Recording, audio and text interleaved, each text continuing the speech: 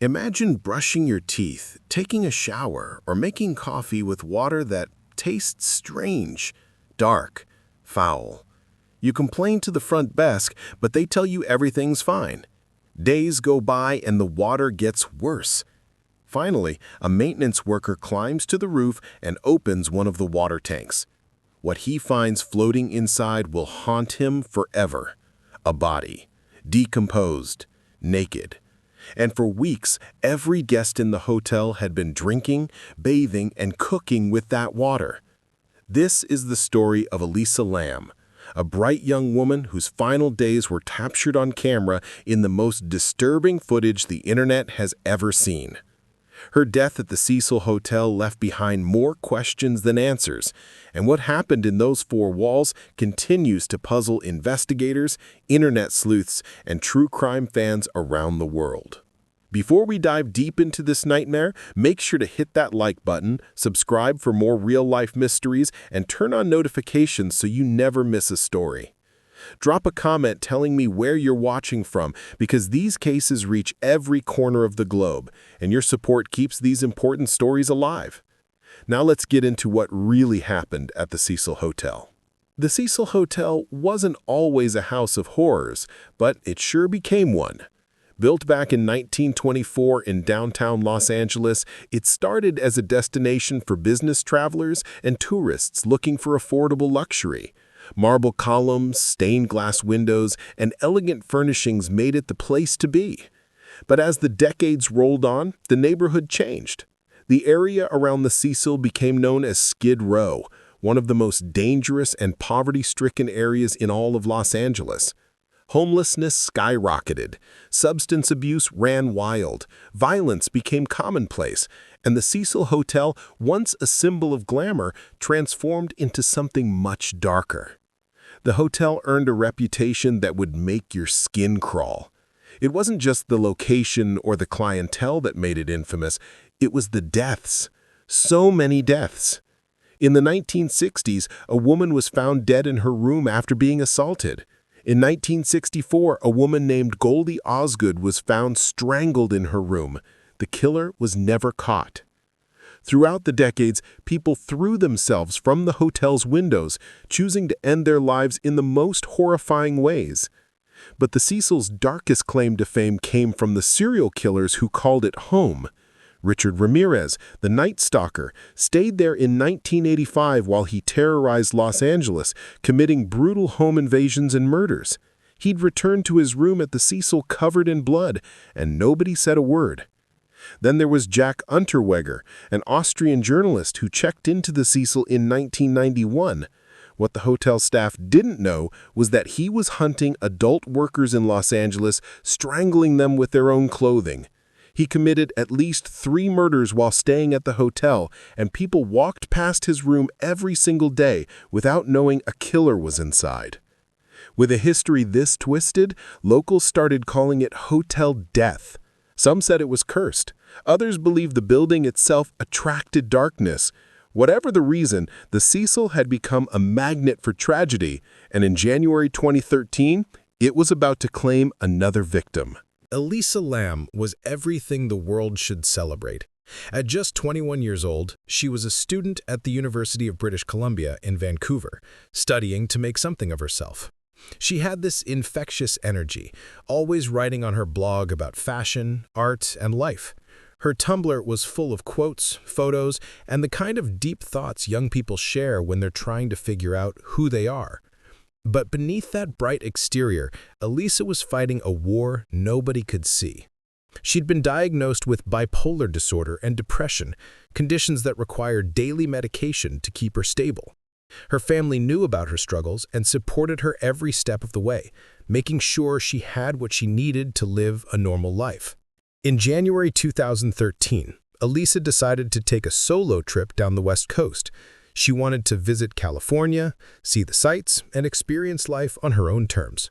Her parents were worried, naturally, but Elisa promised to check in every day. She was responsible. She was smart. She'd be fine. The trip started in San Diego and was supposed to work its way up through Los Angeles and San Francisco before heading back to Vancouver. Elisa checked into the Cecil Hotel on January 28th. It was cheap, centrally located, and had decent reviews online. She had no idea about the hotel's blood-soaked history. Her first few days seemed normal enough.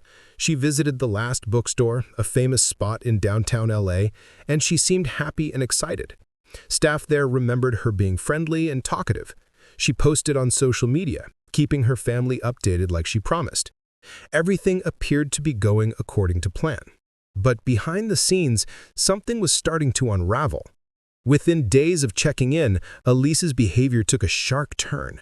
She'd been placed in a shared hostel-style room with other travelers, but her roommates quickly complained to the front desk. They said she was acting strange, really strange. She'd leave bizarre notes around the room with messages like "go home" and "go away," as if trying to scare people off. She started putting up signs demanding passwords before anyone could enter, treating the shared space like her own private fortress. The hotel staff moved her to a private room on the 5th floor, hoping that would solve the problem. But the strange behavior didn't stop there. On one occasion, she attended a taping of Conan O'Brien's late-night show, something she'd been excited about. But during the taping, she became loud and disruptive, talking out of turn and acting erratically. Security had to escort her out. People who saw her that day said she seemed completely out of it, like she wasn't fully present. January 31st was supposed to be her checkout day. She was scheduled to leave the Cecil and continue her journey north to Santa Cruz. But she never checked out. She never called her parents. She never posted online. It was like she'd vanished into thin air. Hotel staff recalled seeing her alone in the lobby that day, but after that, nobody could say for sure where she went.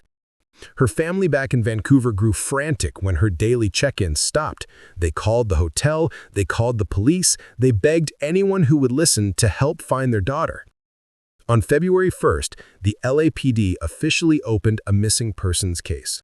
Officers searched the Cecil from top to bottom, checking every room, every hallway, every closet. They brought in search dogs. They interviewed staff and guests. They found nothing. Elisa Lam had disappeared without a trace, and the only clue they had was about to become the most haunting piece of footage the internet had ever seen. On February 6th, desperate for leads, the LAPD released surveillance footage from inside one of the Cecil Hotel's elevators. The video was time-stamped January 31st, the day Elisa was last seen. What it showed was so disturbing, so inexplicable, that it went viral almost immediately. Within 10 days, over 3 million people had watched it, and everyone had the same question. What the hell was going on? The footage starts with Elisa entering the elevator alone. She presses multiple buttons, seemingly trying to get the doors to close, but they won't. She waits. Then she steps toward the hallway, peeking out as if checking to see if someone's there. She moves back inside, pressing more buttons. Still, the doors stay open. That's when things get truly eerie. Elisa steps to the corner of the elevator, pressing her body against the wall like she's hiding.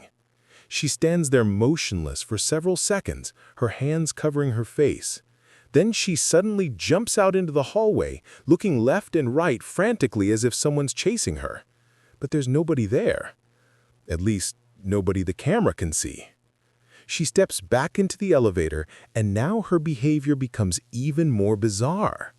She starts waving her hands in strange, exaggerated motions, almost like she's talking to someone or performing some kind of ritual. Her fingers bend at odd angles. She moves them up and down, side to side, gesturing wildly at nothing. It looks unnatural, like something you'd see in a horror movie. Then she steps out of the elevator one more time, standing in the hallway just outside the frame. The elevator doors finally close, and she's gone. The video lasts about 4 minutes, but there's a chunk of time missing, about a minute's worth of footage that was either edited out or never recorded.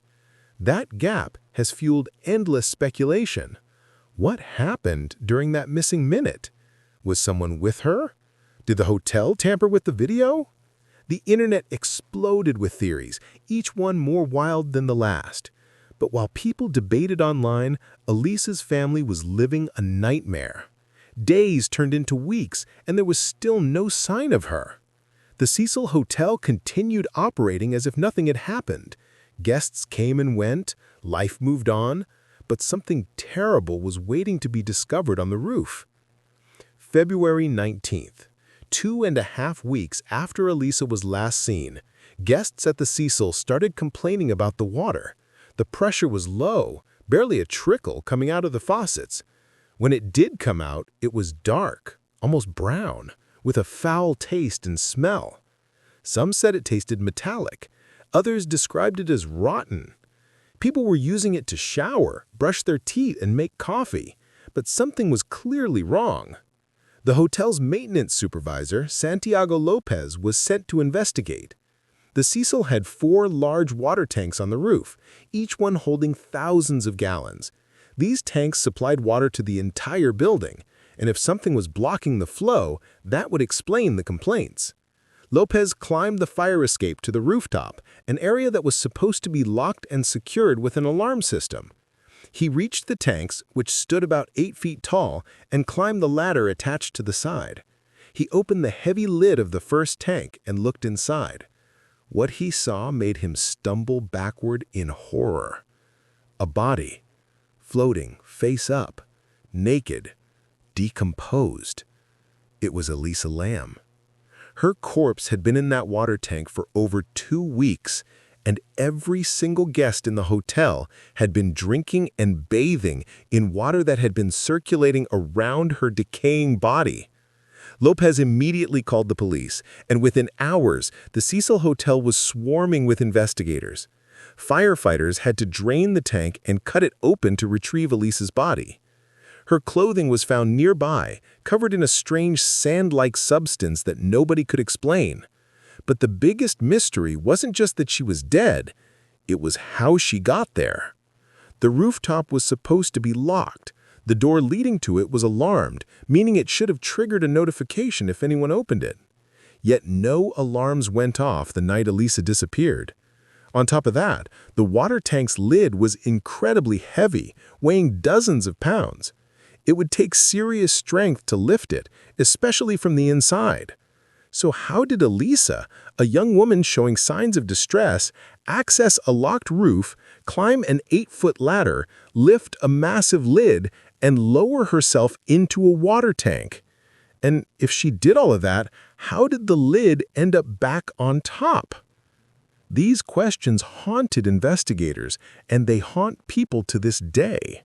The moment news broke that Elisa's body had been found, the internet went into overdrive.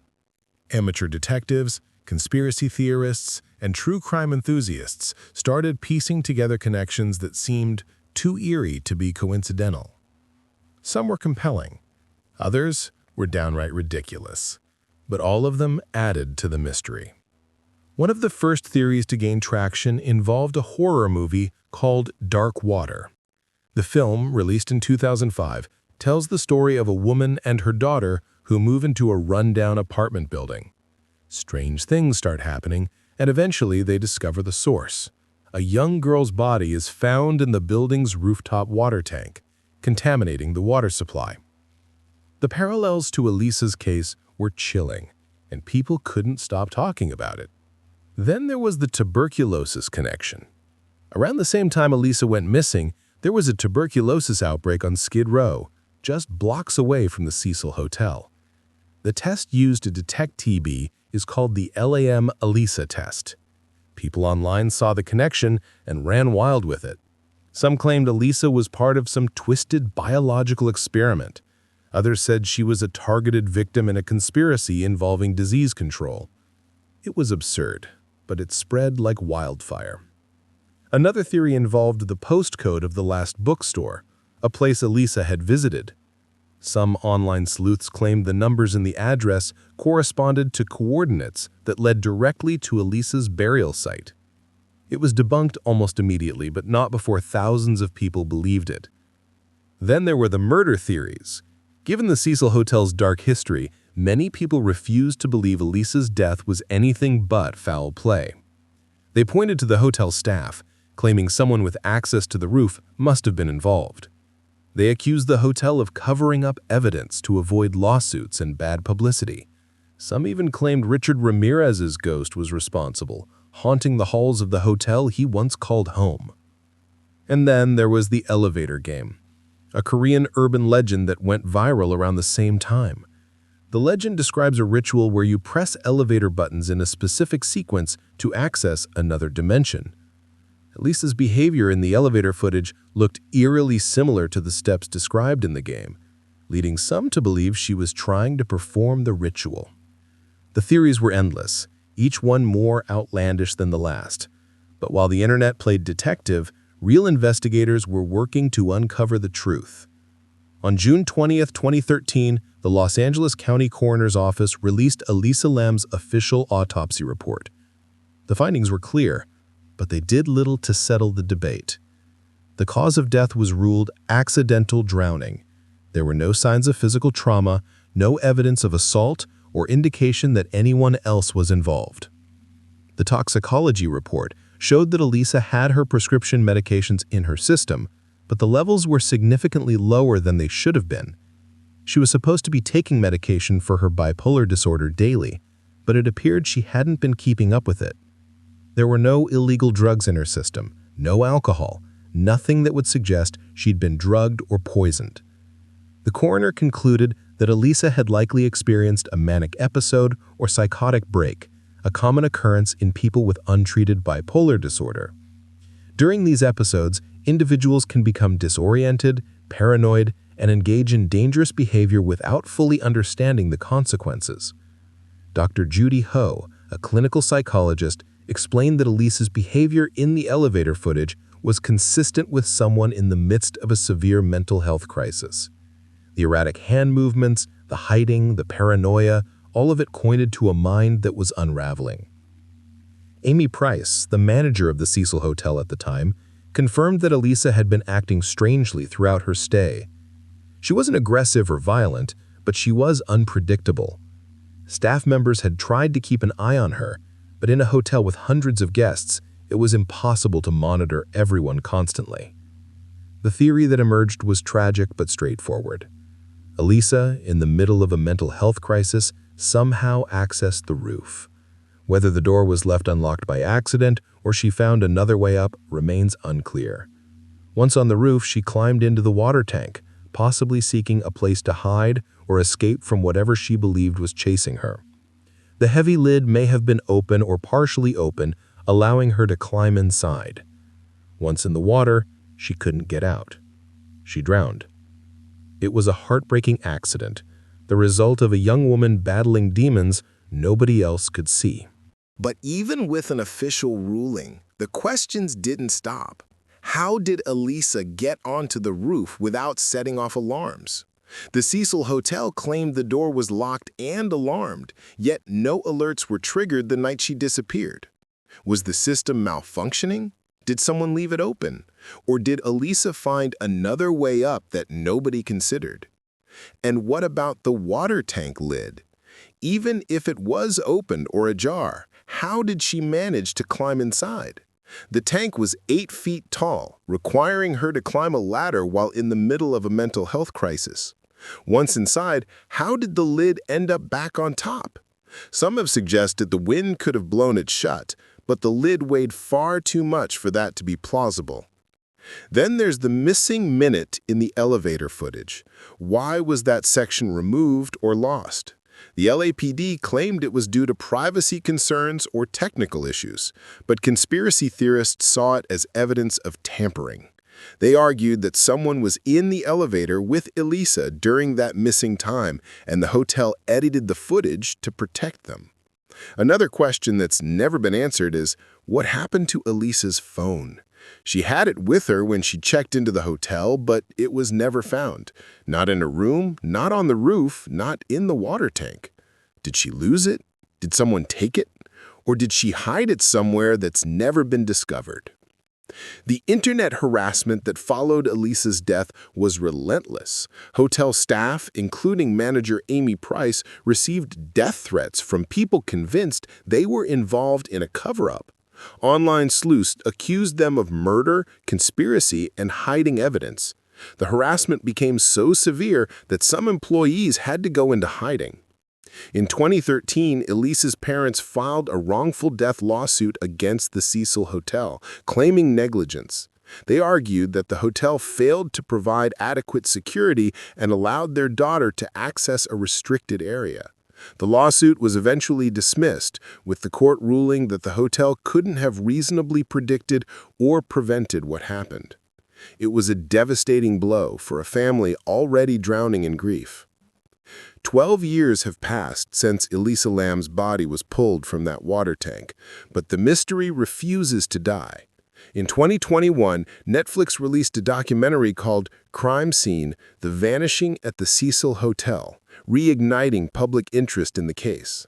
The series explored every angle, from the paranormal theories to the mental health explanations, but it ultimately reinforced what investigators had said all along.